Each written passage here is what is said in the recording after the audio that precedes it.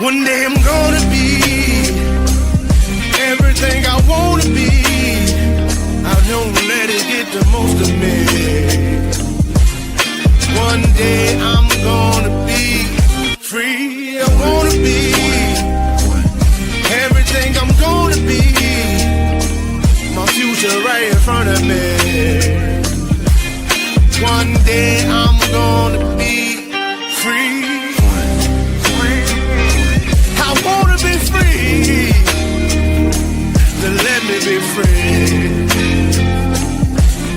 One day I'm gonna be free. Mentally and physically, emotionally and spiritually. Yeah. One day I'm gonna be free. I'm standing at the crossroads, feeling like a lost soul. Don't know where I wanna go, but all I know is I wanna be free. They're telling me to let it be, but that just ain't in me, no. Jealousy and envy, but all I see is I wanna be free. See everything I wanna be, exactly what I'm gonna be. Don't let it get the most of me. Eventually, I'm gonna be free. See everything I wanna be, exactly what I'm gonna be. Yeah. One day I'm gonna be free. I'm gonna be free. Let me be free. One day I'm gonna be free. Mentally and physically, emotionally and spiritually. Yeah. One day I'm gonna be free. I told them take their aim off me. Stop trying to get a name off me. If they would just let me be, I'm gonna be free. I told them take them chains off me and throw away the locks and keys. If they would just let me be, eventually I'm gonna be free. Free.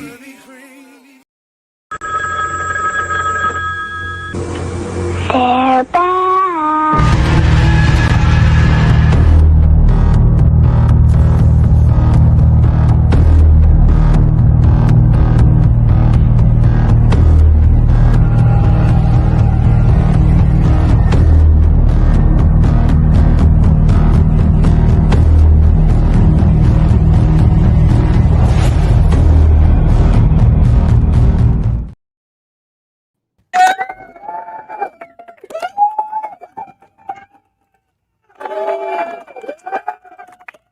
What up, though? What up, though? 7 days, and we're back again for another episode of The Dominant Effect. It's Archbishop Mike Ball and Aaron Olinger.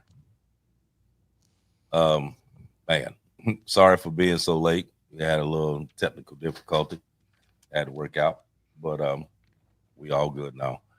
But before we get into the story, like always, we check to see what everybody been up to for the week. So we'll start with you, Aaron. What's up with you, brother? How was your week? Well, it's good week. It was productive for me. 2 days ago, I set up a rain catchment system on the back of my house.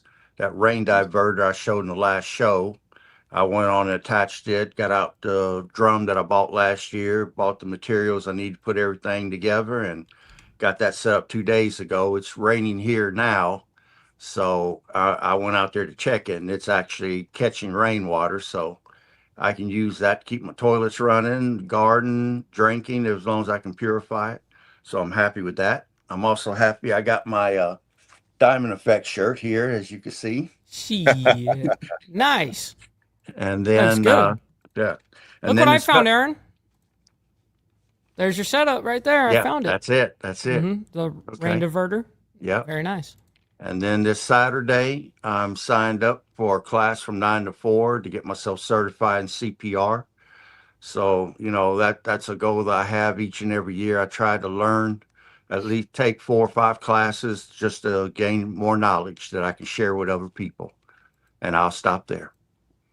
Man, I'm jealous of that shirt right now. I thought my Harley Davidson shirt was all right, but that beats it. So, yeah, this week was a great week. Unfortunately, Naomi in the chat there, you guys here, she just left here yesterday. So, yeah, it's been a great, enjoyable week. It's been crazy in the news, as I'm sure that all of you guys have been following, and that's primarily where my focus has been is the news. So, yeah, it's been a crazy landscape to say the least. Mm-hmm. Yeah, there's been a lot of stuff going on. Mm-hmm. Well, let's say past week has been it's been eventful. I was in had to go to LA over the weekend for Los that. Angeles. Yeah, I had to go for an in-person casting call for a movie that I had put in for a few months ago, but Damn. they had narrowed it down to 3 people, so we had to go and stand in front of the directors and producers and do it in front of them. So it was a good time. It was a good time. That's cool. Do they have kind of a sidebar question on this? Do they pay for that? Like the expense to go there, or do you have to self-invest in that? No, they paid for the hotel. Mm-hmm. Oh wow. And half of the airfare. Oh, that's cool. That's cool. So it's not. Yeah, it's not crazy at all. That's cool that they get at least just getting the hotel room is really a lot of money. Mm-hmm. Yeah, so it was cool. We got to hang out a little bit. It was a good time, and that was about it, man. I can tell you, I came home and it was kind of like back to the normal. You know what I mean? When you it's good to leave your area for a while, kind of get a breather. Then you come back and you're like, okay, that's back to it. You know what I mean?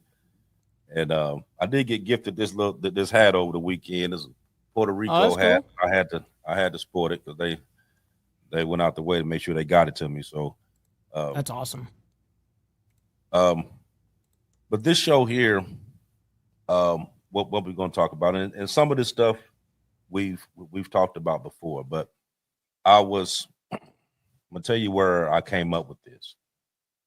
I was messing around on Chat GPT, and you go through there, you ask all kind of questions, and it gives you like a full rundown on everything. Man, I've been stuck on Chat GPT for the last month. I mean, for real, I'm using it every day for everything. It's kind of crazy.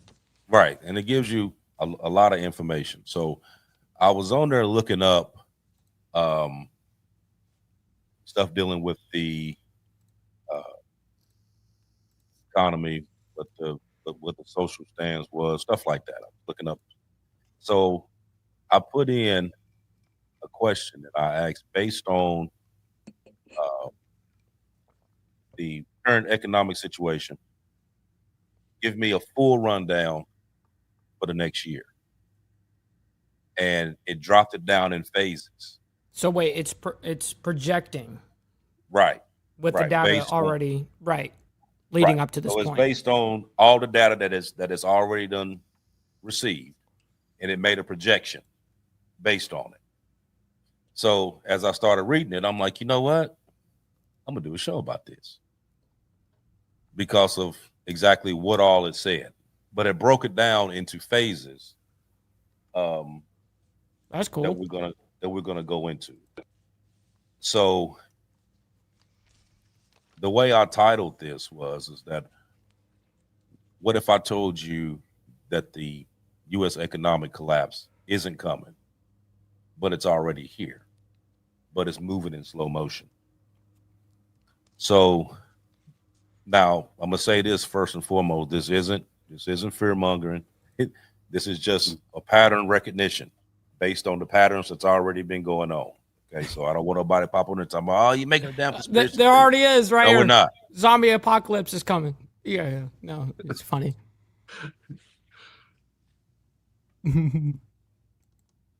What happened to AB? Lag. Yeah.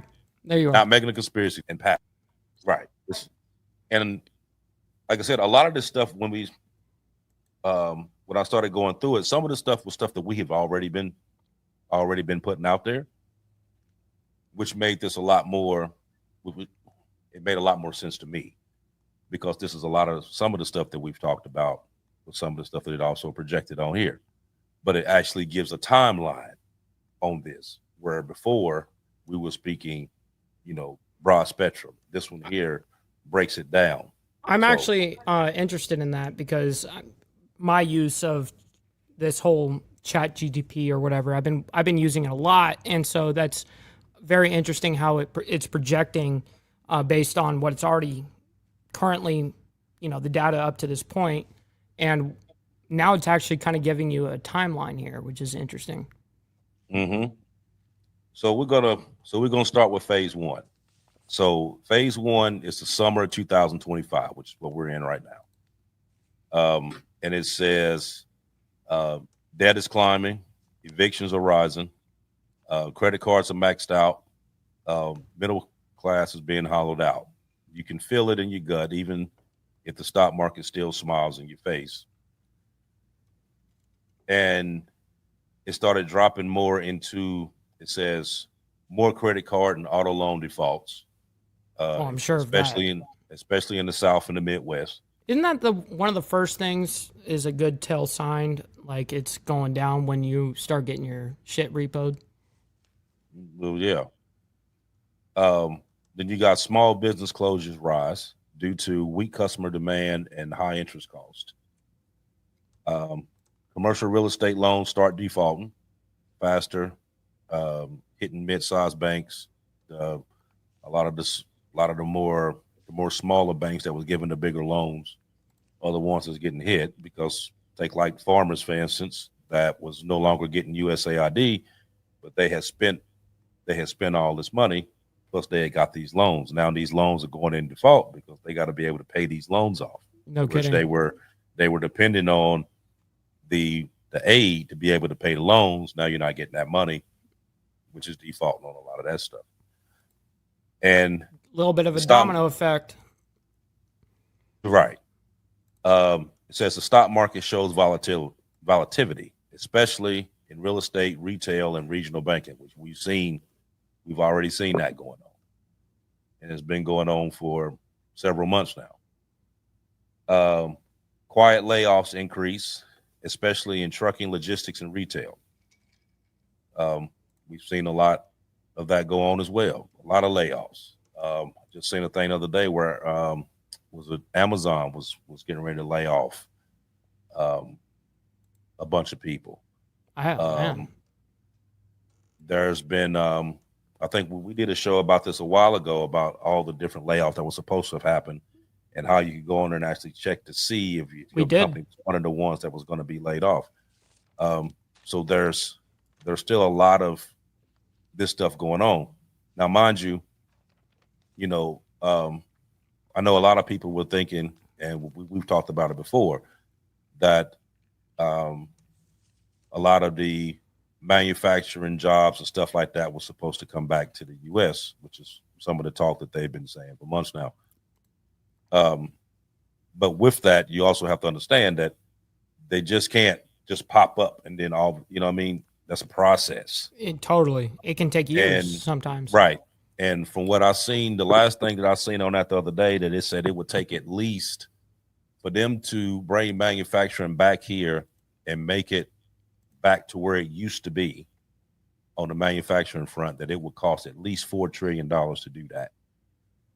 And then too, you got a lot of these big companies that they could come back here, but they don't want to have to pay the wages to come back here.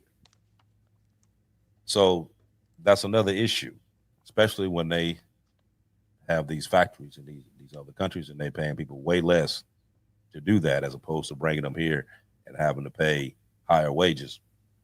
A lot of them just ain't into that. You know what I mean? That's just reality.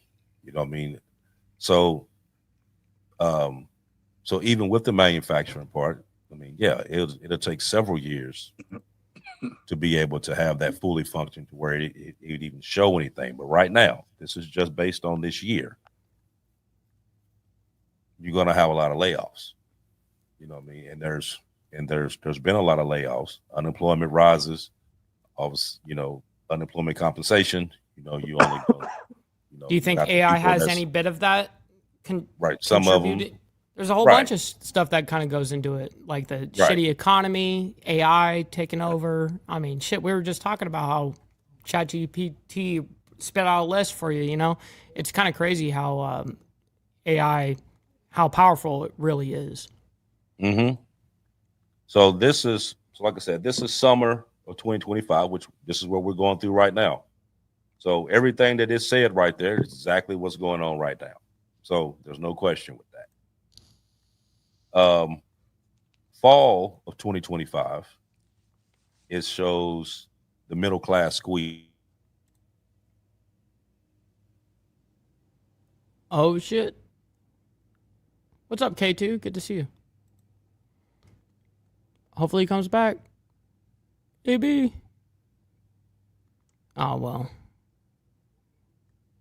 Yikes. What's up, Aaron?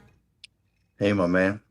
So, out of curiosity, he's probably going to drop out right now. So, he'll probably have to really reload back in. So, I know that you also have a lot that we were talking behind the scenes of the amount of things that are going to, kind of like a domino effect of things that not only do you have to be ready for, but tell me a little bit about that list that you were talking about. Okay, well, part of the signs is part of what AB said on phase one. You're going to have high unemployment. You're going to have civil unrest, which we're seeing. Cost increases. Everything has gone up due to inflation. Homelessness. Right now in the United States, the amount of people that have been evicted or now homeless is higher than I've ever seen in my entire life. What is that number? That I don't know, because every city has a number, and I think California on Skid Row is around 60 or 70,000. I mean, that's the size of a city right there by itself. I'm actually looking that up right now because I'm curious. Okay. Then housing affordability. Keep in mind that 35% of all homes are rentals, but can people afford to rent now? Can they afford to buy? No one can. These homes have gone up so high, and as the Federal Reserve has said, and the World Economic Forum has said, the day will come where you will own nothing and you will be happy. Damn straight. And it's coming more of a reality here. Now, real quick, I do want to answer because I got from ChatGPT right here. I asked it, what is the national eviction rate currently?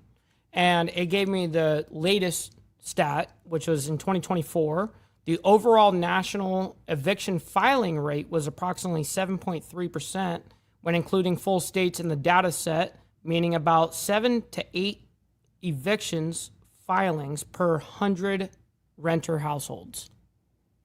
That's insane. Okay. And I'm sure it's already boosted more from 2024 to now. Right. And that doesn't count the amount of mortgages that people are defaulting on right now. Right. Because businesses and jobs are moving. Debt is climbing, as he said. The national debt's higher than I've ever seen it in my entire life. In fact, the expenses of this country outnumber the amount of income coming in. That's the whole reason why they're having to cut programs. I mean, if your income exceeds your expenses, you have to cut expenses. And that's the reason why a lot of these programs are being cut. 65% of Americans are living on their credit cards and they're maxed out. They're trying to maintain a lifestyle that they cannot afford. I mean, we've talked about this before. To live below your means guarantees you success. At your means, you're walking a tightrope. Above your means, you're going to collapse. How many people, honestly, Aaron, do you think live above their means in the United States specifically? I mean, obviously, we've talked about this before, this topic, and saying you should not live even at your means. You should live way below that for your reserve. Now, how many people do you think live above their means where they're spending way more than they make annually?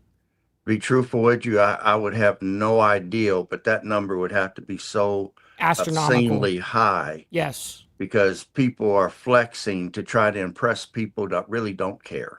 Well, You know, I've always said, I mean, like one of the things that happened to me with my leg and my situation, it actually made me realize a lot of things. Like I had bought many cars that were very fancy for the badges and all this shit. And there's, of course, cope reasons that you can come up with. But essentially, you're buying something to impress somebody that doesn't give a fuck about you in the first place. So what right. are you doing that for? Like, don't be an, like, that's me at 18, 19, 20, 21 years old. Now I'm 30. Now I'm not that much older now, but I have definitely quickly realized that is not the way to do shit for real.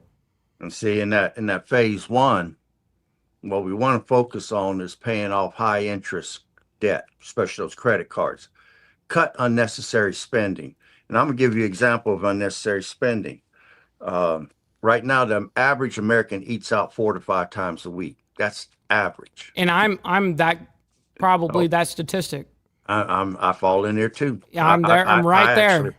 I eat out more than that, So but do I. Yeah. I'm gonna cut that down. But I mean, consider the amount of money that you could save if you are eating more home cooked meals. Plus, they're going to be healthier for your health because if we go into these hard times, maintaining your health to be optimal is going to be vital because you don't know what circumstances you're going to have to try to survive or try to make it through, and your body has to be able to perform.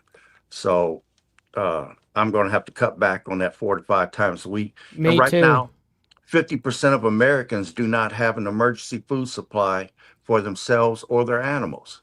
I mean, people don't even think about their animals, but 50%, that's half the population, doesn't have an emergency supply of food in their house. And, in picking that food, you want to consider something that's going to be long term shelf life, calorie dense, and shelf stable.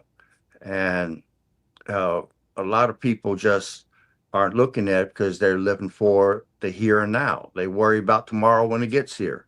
And tomorrow is what we're talking about. Because if you wait to prepare for an economic collapse when it starts to happen, it's too late then. Good luck. This is something you got to do in phases ahead of time. You want to build that emergency savings that we talked about, keeping in your home. Uh, and also have it in ones, fives, tens, and 20s where you can make change. Then you also want to stock up on basic items, non-perishables, water, batteries, food, canned goods. And you want to start networking and looking for backup income. I mean, my hobby that I have that turned into a business for me of doing the gun shows and things and different trade shows, I learned that under Reagan. And I've just been doing it ever since. If you got handyman skills, that could be used to barter and trade with, or even earn you a second income. I mean, in the service industry, you'd be surprised the number of baby boomers out here like myself that are elderly. We can't get up there and clean the gutters out no more without risking our lives or doing certain things, digging in the gardens and stuff. If you got handyman skills, and you can make money at that right now. I mean, when it snows out there, it's hard on me to get out there and shovel that snow. But if some young guy wanted to come along and buy it, man, I'm more than willing to pay. Right. Right. So, you got to take these things in consideration.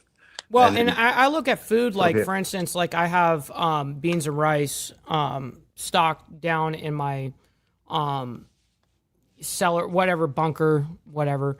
And I've always said in this regard that food is cheap, but nutrition is expensive. Right. You know what I mean? So, but if you're in that time where you're trying to survive, that's going to keep you. That's going to keep you surviving.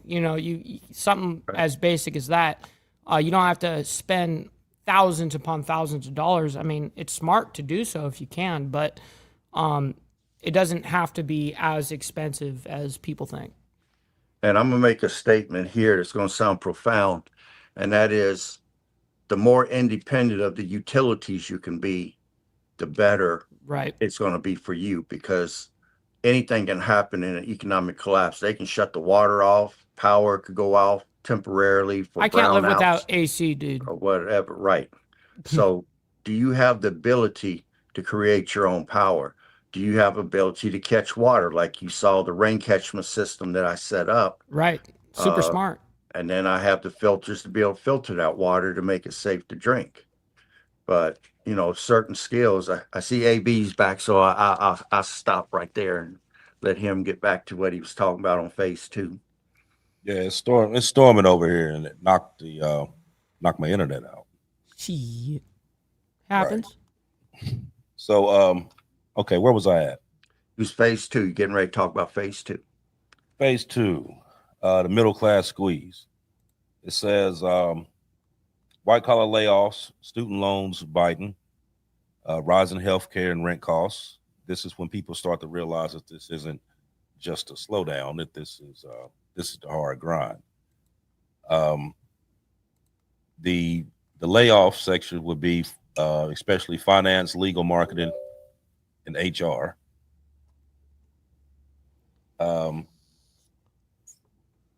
Healthcare costs rise sharply as insurers adjust inflation and aging population pressures, and student loan default spike. Again, after the paused payments, remember they paused the payments for the longest, and then they came back in, and now they're having those people pay those student loans and stuff back. So, Right. they said that in the fall, this is one of the bigger things that's going to hit. Was having to pay that. Right. Having those, because a lot of those people didn't have to pay those student loans back. You know what I mean? Back then, now, because it was an empty promise, right? Which we're seeing in the Trump administration as well. So I mean, it happens all around. Right. It also says the used car market and housing prices begin dropping, especially in overvalued markets, and I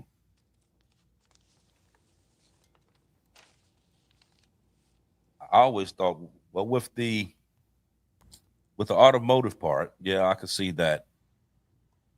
I could see that. I could see the prices dropping there. I could also see the housing prices dropping because of if you have so many default loans, then Right. I mean, they had the same thing back a while ago. Remember back years ago when they had the Fannie Mae and Freddie Mac, and everybody they did a mass layoff and start laying off a whole bunch of people. People just leaving those houses. They would just turn the keys over, Mm-hmm. and they had a hard time trying to get the housing market back on track again. And they had to drop those prices to be able to have people start jumping in and start buying those houses back, where they can, even after the government bailout, to be able to get the housing market back on track. Now, for the past few years, housing market has been outrageous. Yeah, no kidding. You've been paying for houses 2-3 times what they're worth, And it's going to only get worse, it seems. It Right. seems like this bubble will never pop. Well, see, the bad part about that is that when these prices do go down, and the housing market does drop, Sure. so a house that you didn't pay, say you didn't pay $300,000 for that house, but that house was actually only worth 175. 170, Sure. 175. Now you mean $150,000 in already, that that you ain't gonna get that back as long as that market is down. So you Yep. don't. And a lot of you people don't have start to getting stay rid of there. their shit. They get Right. either, not many people are going to sit there and sacrifice knowing they're paying double or whatever the case is for something that's half the value. Most people are going to sell at that point. Yeah. Mm-hmm. So let's see. So number 3 is the winner. That's winner 25-26, and they call that the banking panic. It says that regional banks are on the edge. Real estate defaults are piling up. The FDIC can't save everyone at once, and True. this phase could actually become ugly real fast. So it says that several regional banks those exposed to real estate and high risk debt may fail or need a bailout. Federal Reserve faces a dilemma because if it cuts rates to save jobs or holds them to fight inflation. Rent delinquencies rise, especially in urban centers. Homelessness trickles upwards. Wealth inequality becomes a top political flashpoint heading into 2026 election cycle. And a possible market correction between 10 to 20% of consumer confidence collapse. So with that, it's primarily saying, like I said, just springboarding off of the fall into the winter. The banking makes it gonna hit a hit. They're gonna take a hit, especially with real estate, because people default on these loans. And also the ones that they, some of these banks that took out those high risk loans, of course, you're not gonna be able to pay those back. You know what I mean? Which turn around, you're gonna take another hit over top of that. And you know, they've been talking about the deal with the Federal Reserve. Now they've been talking about that for the longest, about whether I know Trump wants them to cut the rates, and they haven't. And they talked about a bunch of different reasons as to why they haven't cut the rates yet. And it was basically the whole thing of being able to fight the inflation, because if they do cut the rates to be able to save on one end, then it's going to smack you on the other end. It's going to make it worse. I don't know. I think that's like a catch-22 there. Don't you think, Aaron? It definitely can be. It's something. This whole thing is a slow process, like you said earlier. It's not going to happen overnight. They'll do all they can to keep us from going into this, but from the way the phases that I read that you sent me, I see a lot of this going on right now, and people are totally oblivious to what's happening. But I'll stop there for right now. So it says that the localized banking problem could spread if it's not carefully managed. So now you jump into the spring and summer of 26. And this says that the collapse becomes more mainstream. You got corporate bankruptcy spikes, especially zombie companies relying on cheap debt. Federal and state services face funding gaps. Social services, Medicaid, pensions gets trimmed. Unemployment passes 6 to 7%, particularly among youth, minorities, and blue-collar workers. The dollar begins to weaken as foreign confidence slips. Gold, Bitcoin, and commodities rise, which we've already seen that. And global investors pull back on U.S. debt, forcing more Treasury intervention. Like I said, some of this stuff we've already seen, and we've talked about the dollar weakening, and we've talked about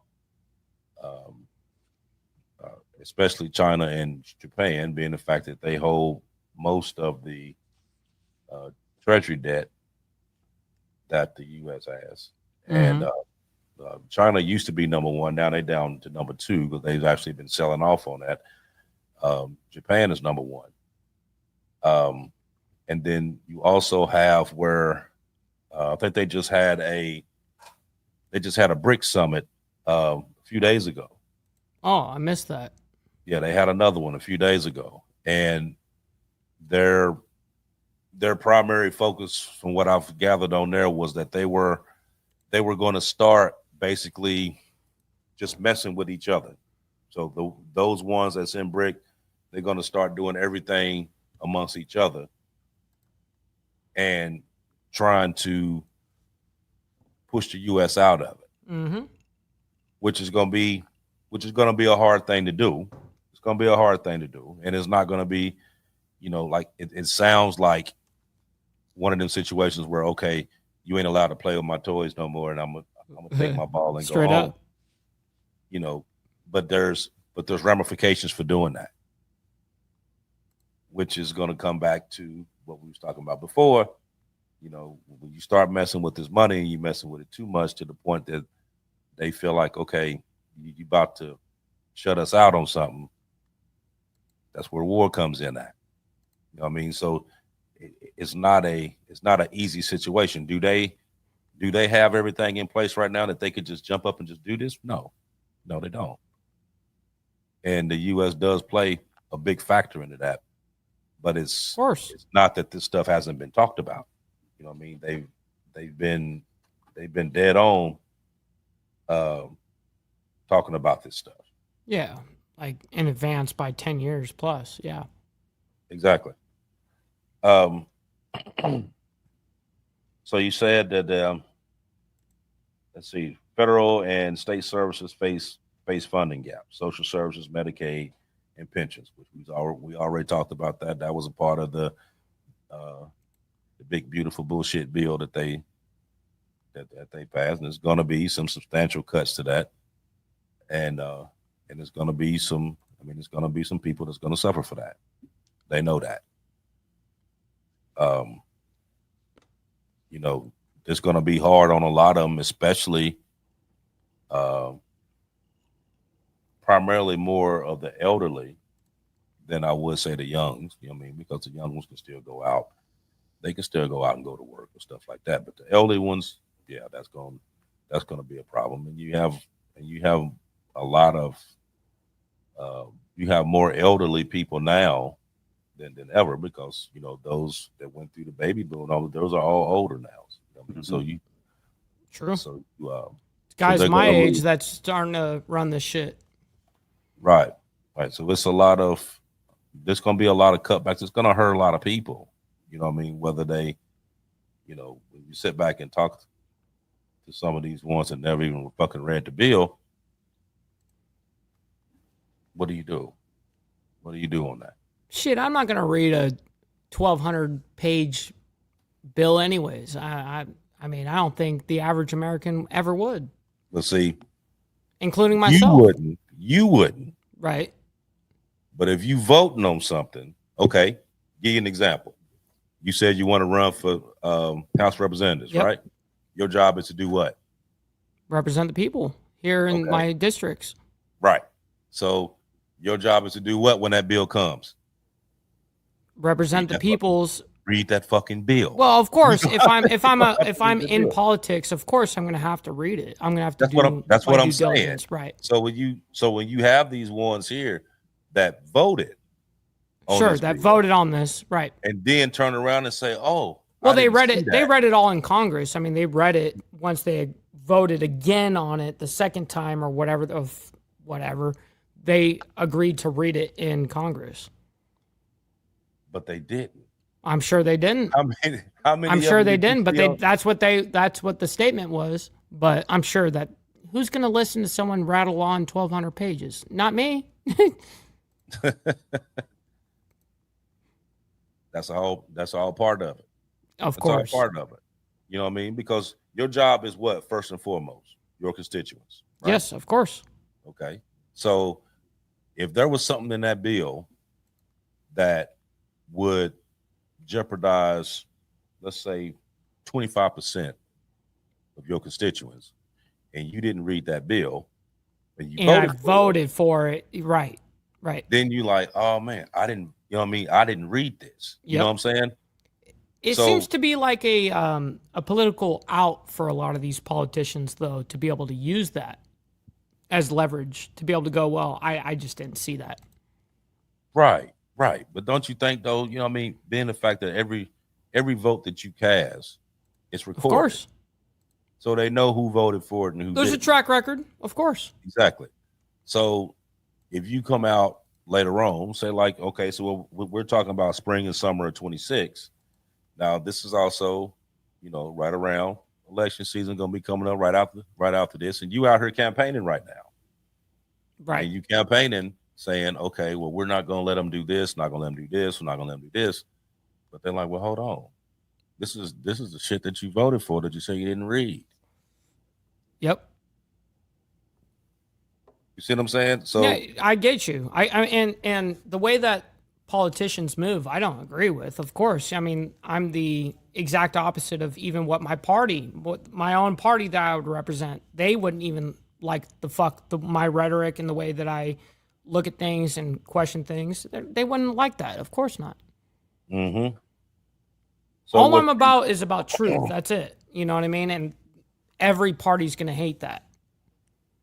So during this time, like I wrote down some stuff that you probably should do during this particular time. And I wrote down stay mobile, connected, and secure if whatever system that you have going on, if it falters. Because a lot of people really aren't prepared for a lot of this stuff that's going on. Home and family. I mean, of course, have a 72-hour bag, ID, meds, cash, flashlights, food chargers. No 3 evac routes, at least 1 out of town contact. Print important documents, passports, bank information, medical history. For your community and your security, I have establish or join a local safety network, neighbors, church, online group. Keep your car in good repair, half full of gas, like Aaron always says. No kidding. And consider some type of self-defense training. If anything happens, crime surges, stuff like that. But the overall goal, I would say, is to adapt and be able to rebuild from a position of strength rather than weakness. Sure. And what I mean by that is knowing your legal rights, doing emergency declarations, stuff like that. Learn key skills, like Aaron was talking about, first aid, bartering, growing food, being able to fix things. This is stuff that's going to be important. Trades. Yep. Right. Because as prices go up, things go up, you're not going to be able to, you may not be able to get all the stuff that you would normally get. So you're going to have to be able to rely on what you have. Be prepared to shift roles or careers in a new economy, local production, aid work, etc. You may not be able, your job that you're working now may not be available during that time. You may have to switch and do something else. But have that mindset that you're able to do that. But also dealing with the mindset is connect with others that want to be cooperative and not panic driven. Because when this stuff goes on, I mean, the number one thing that you have to do is be calm. I mean, no kidding. If Practice your stoicism, for real. Yeah. So if you know that this stuff is going on and you know about this stuff ahead of time, then you know how to prepare for it. So when it does happen, this isn't a situation like, I know Aaron, for instance, something goes on in Dayton and he sees it, he already automatically knows exactly what he needs to do. Mm-hmm. Now, is he going to panic and do it? No. Why? Because he's already done rifled this through his mind long enough that he already knows, okay, I gotta do this, I need to do this, I need to do this. And based on the stuff that he's already done prepared for prior to, it's not gonna have a problem as compared to someone who just kind of sat back and just waited for it to happen. And then now it's right in your face and you're in panic mode. You kick up into survival mode super quick. You know what I mean? As in, instead of actually preparing for stuff. Like I said, it's better to have it and not need it than need it and not have it. True. I also have on here to stay informed and not overwhelmed. Rotate news sources and verify your information. So don't just take one somebody's word for it. Go around, do your actual information, look up this stuff, and get all the information that you can get. You know what I mean? That's the primary thing about a lot of this stuff. It's the overall information. It's not just about what CNN or Fox News or MSNBC puts out there. It ain't just what we put out there. Do your information. I mean, do your research. Go out there and look it up. Look it up just like we look it up. It's there. If it wasn't there, we wouldn't be able to find it. You know what I mean? It's there. They just don't want to tell you about it. You know what I mean? Doesn't mean that it's not there. It's just hidden in plain sight for the most part. And a lot of this, like you said, if you want to hide something from somebody, best thing to do, put it in a book. People don't like to read. That's right. Or put it in a bill. Yeah, exactly. That damn show ain't reading that. Shit. Damn show ain't reading that. Okay, so so now we're into, let me see. We did spring, summer 26. Now we're gonna hit fall, winter 26, which it considered as full-blown structural crisis if unchecked. Is this still section 2 of this whole thing? Okay. No, this is actually 5. Okay, so this is like layer 5 into this. Right. So it started like it went summer 25, fall. So winter, yeah, I got you. Then drop down fall, winter, summer, you know what I mean, back down. So this is saying full-blown structural crisis if unchecked. Okay. Key word, if unchecked. Potential political crisis if economic collapse leads to widespread protests and state level in defiance. Elections become flashpoints with calls for radical reform, debt conciliation, or consistent rhetoric. Military and emergency management budget stretched, especially if climate disasters keep hitting simultaneously, which they are. Potential for major reset proposals. New currencies, guaranteed income, and debt jubilee. At this stage, the system either transforms or breaks further under pressure. Which I'm sure is just going to break. Yeah, exactly. This one here is where basically shit hits the fan. So this is fall of 26? This is winter of 26. Winter. Okay, got well, you. Fall, winter 26. Got you. Okay. So you have political, military and emergency management, and a potential for a major reset proposal, which at that point, which basically means that the dollar basically went to shit, and they coming up with new ways to be able to supplement it, which falls back into what we were talking about prior to about when we was talking about the Gold, the silver, yeah, right, all of that. Now, so here's the leading. Hold on, let me read this first. It says, what hasn't collapsed yet? Okay. Of course, the stock market. The stock market indices like the S&P 500 are still relatively strong, partially due to AI-driven tech optimism and corporate buybacks. The job market officially, unemployment remains under 5%, but labor force participation is weak, and many are working multiple jobs and get work. The GDP. GDP is still growing slightly, but quarterly growth is slowing. And some indicators suggest that we're close to stagflation, which is basically slow growth plus persistent inflation. Which that's what we're. It feels like we're in the now. Yeah. Right. That's what I'm saying. Basically, we're in the midst of that now. So some of the leading indicators that points to this risk. You have an inverted yield curve. Has been flashing recession warnings since 2023. Corporate defaults are rising, especially in real estate, retail, and small cap companies. And consumer sentiment is near historic lows, reflecting fear of recession and worse, which means people are holding on to that money.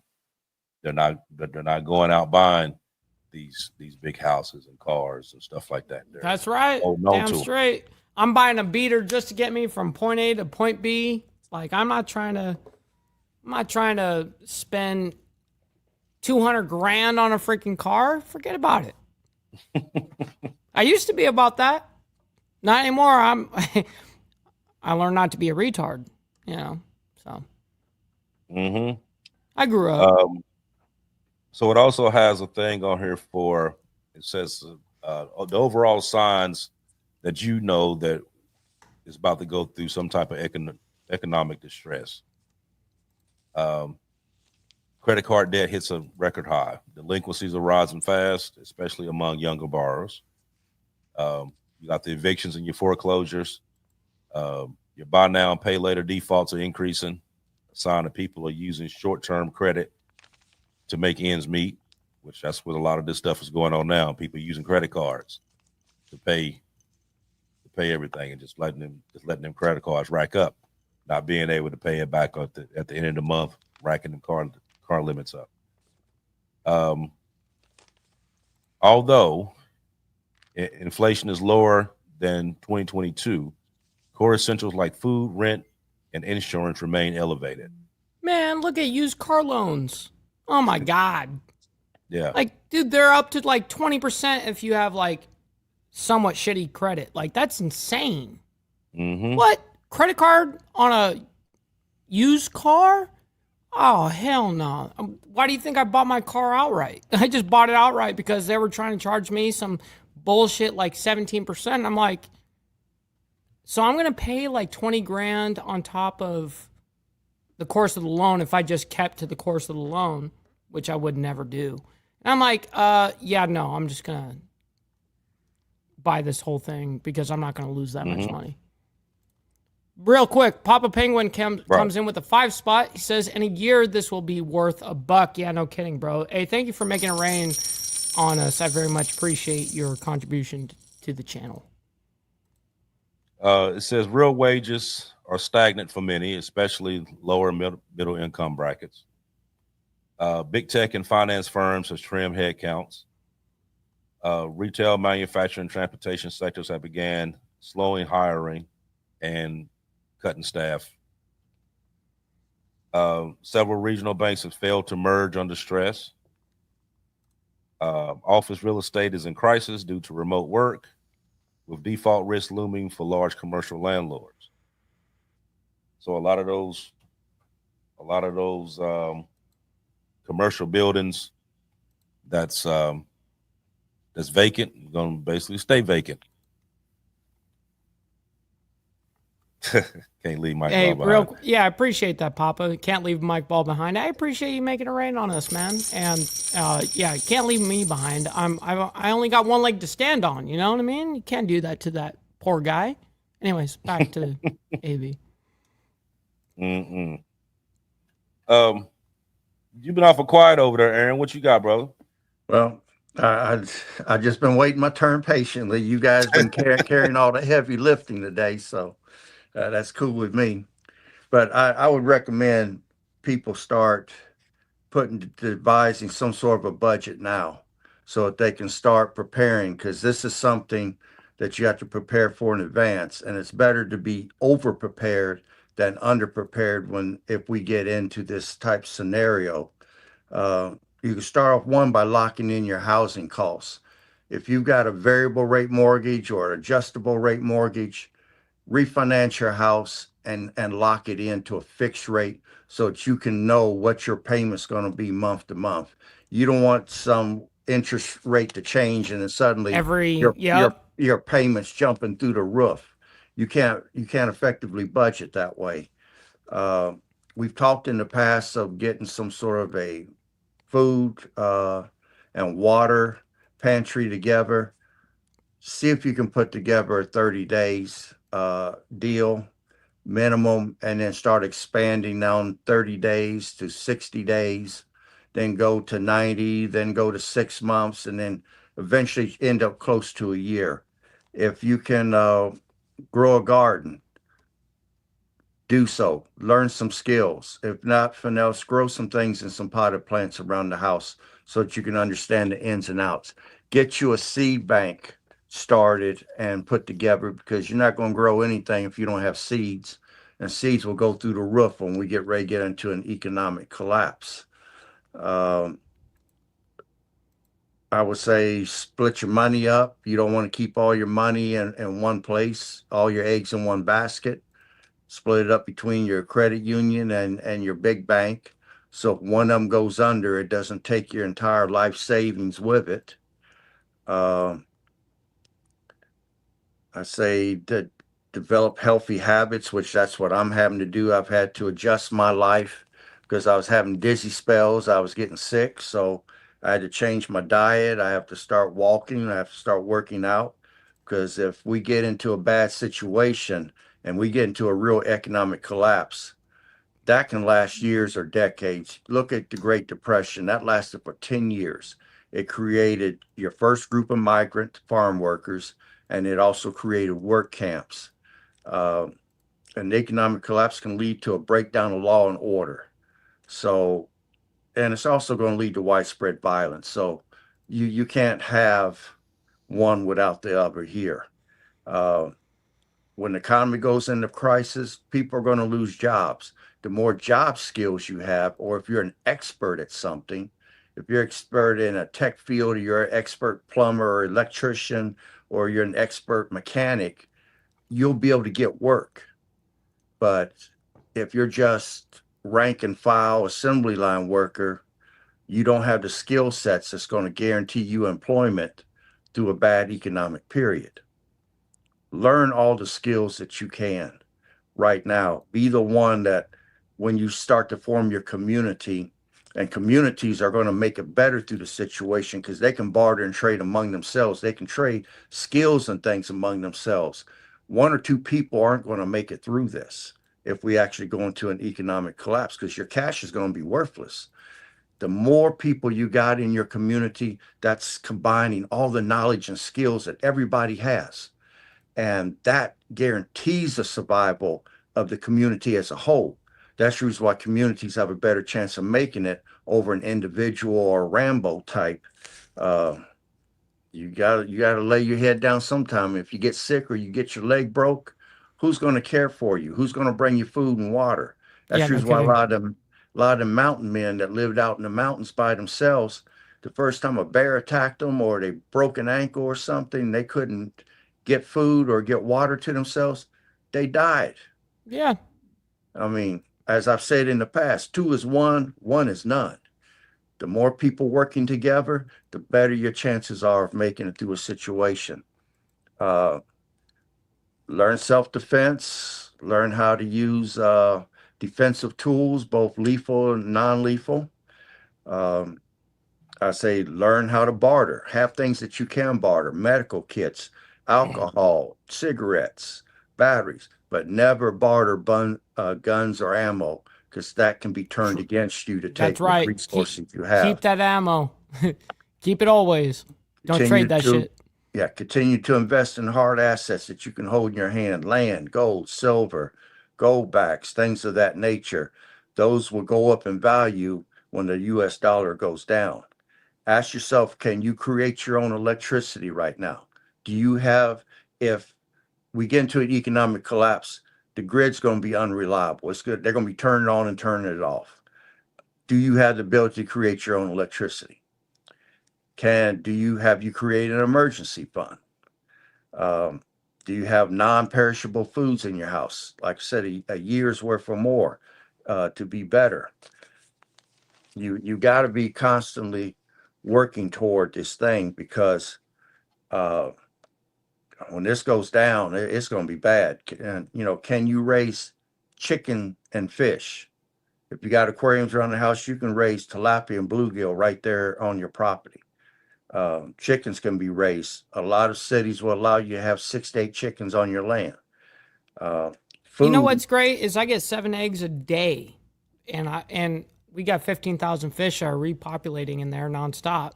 okay. You know, that's the right way to go if you need to live off the grid, you know, and live off your own land. Yeah, and if we get into an economic collapse, food and water is going to be the most precious resource that you've got.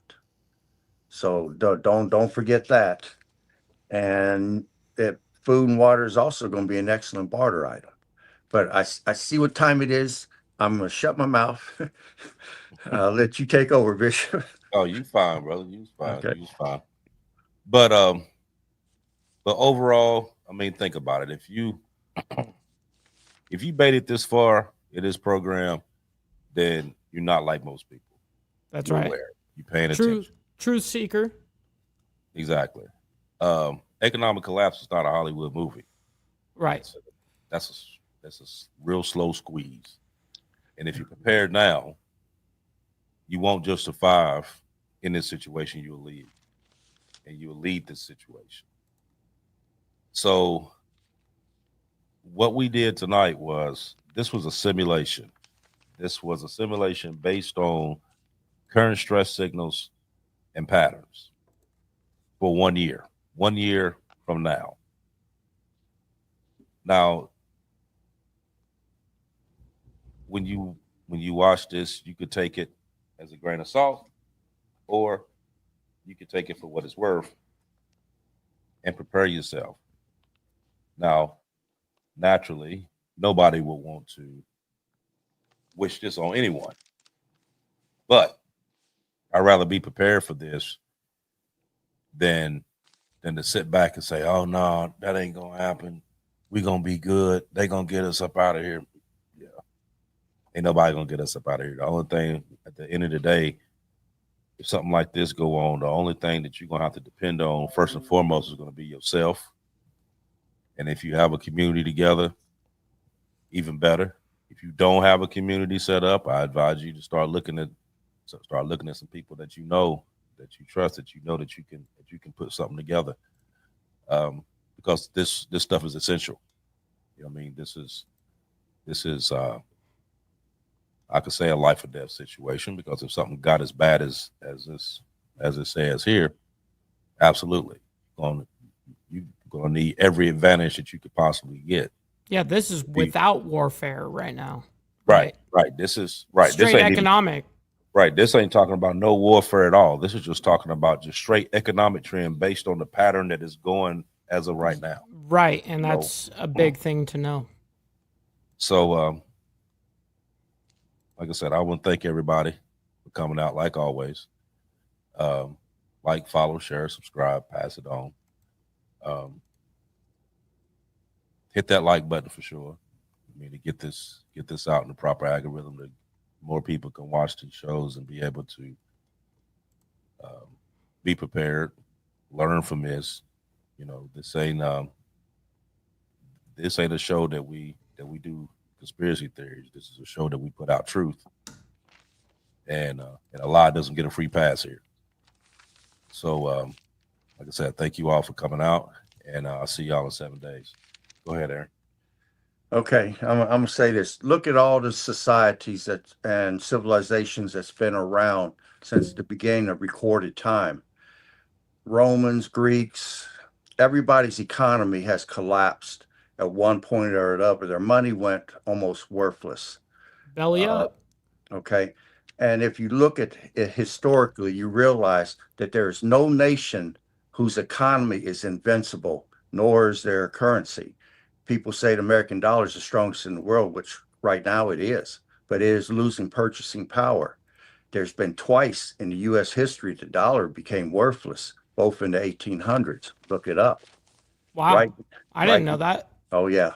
Oh, yeah. That's the reason why it took an act of Congress and the president to sign that order to make people turn in their gold and silver for paper money, because okay, that was the incentive for that. that they never got back. Of course. But As I start to say, it's better to be over prepared than to be underprepared. You'll see the signs, you'll see this coming. It's going to be a slow burn. It's better for you to adjust your economy in your home now to where you can gradually go into this than later be faced with going into a cold turkey and then you don't know what to do. Just take your time. You got plenty of time right now. Gradually go into it, adjust your economy. You'll be fine. I'll stop there. Well, I can't thank you guys both enough. The amount of details that you guys go into every single week is amazing, to say the least. I learn a lot being on the show with you guys, so I really appreciate you guys spreading the knowledge. I'm all about truth seeking, and I think that's what everyone here is also here to do. Obviously, if they're here right now, that's what they're here for. Real quick, I do want to give a shout out to Brother Steve Easy. Sends in, if only we were all handsome as Mike. Yeah, okay, well, I just butchered that. But I very much appreciate the donation there, kind sir. Appreciate you making it rain. With that being said, ladies and gentlemen, if you guys are still here, I very much appreciate you guys hitting the like button on each side, whether it's the end, beginning, middle, whatever. Just you guys hit that like button. It means the world to all of us. Make sure you guys stick around. We're going to be rating on my side our buddy Grid One Motorsports, so make sure you guys hit the like over there as well. Until then, much love, honor, respect, everybody, and we'll see you guys next week here in 7 days.